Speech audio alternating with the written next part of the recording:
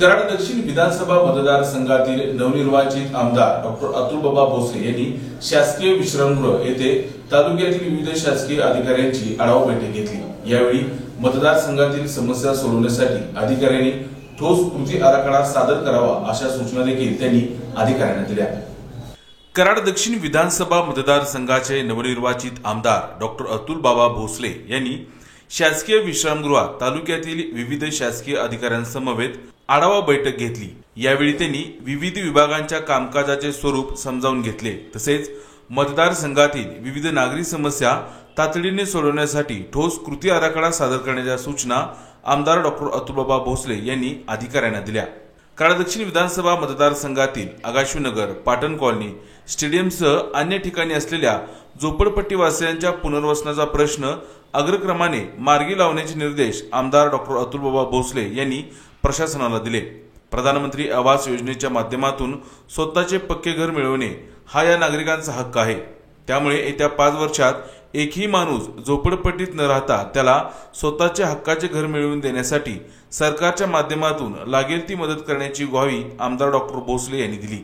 याचबरोबर कराड शहर हे देशाच्या नकाशावर सर्वात देखणे शहर म्हणून नावारूपाला आणण्याचे माझे उद्दिष्ट असून त्या दृष्टीने शहराचा पुढील 25 वर्षाचा विकास आराखडा निश्चित करण्याची गरज असून याबाबत काही ख्यातनाम नगर रचनाकारांसमवेत माझी चर्चा सुरू आहे। साबरमती रिव्हरफ्रंट प्रकल्पाच्या धर्तीवर कराड शहरातही कृष्णा कोयना नदीकाठी रिव्हरफ्रंट डेव्हलपमेंट प्रोजेक्ट साकारण्याचा माझा मानस आहे। लोकनेते स्वर्गीय यशवंतराव चव्हाण यांच्या स्मारक स्थळाचे सुशोभीकरण करून या परिसरात पर्यटनाला चालना मिळेल असे विविध प्रकल्प राबवण्याची गरज आहे। यामध्ये लेझर शो, बोटिंगची सोय, वीर मारुती मंदिराचा जीर्णोद्धार, ओपन थिएटर व सांस्कृतिक भवनाची उभारणी असे अनेक नाविन्यपूर्ण प्रकल्प साकारण्याचे उद्दिष्ट आहे। शहरातील वाहतूक कोंडीचा प्रश्न मार्गी लावण्यासाठीही व्यापक उपाययोजना करण्याची गरज असून या अनुषंगाने हायड्रोलिक पार्किंग किंवा मल्टी स्टोरेज पार्किंग व्यवस्थेचा विचार करणे शक्य असून याबाबत निश्चित असा कृती आराखडा प्रशासनाने तयार करावा। या प्रश्नाबाबत प्रशासनाने प्रस्ताव तयार करून द्यावेत। सरकारकडून निधी आणण्याची जबाबदारी माझी असेल अशी ग्वाही आमदार डॉक्टर भोसले यांनी दिली।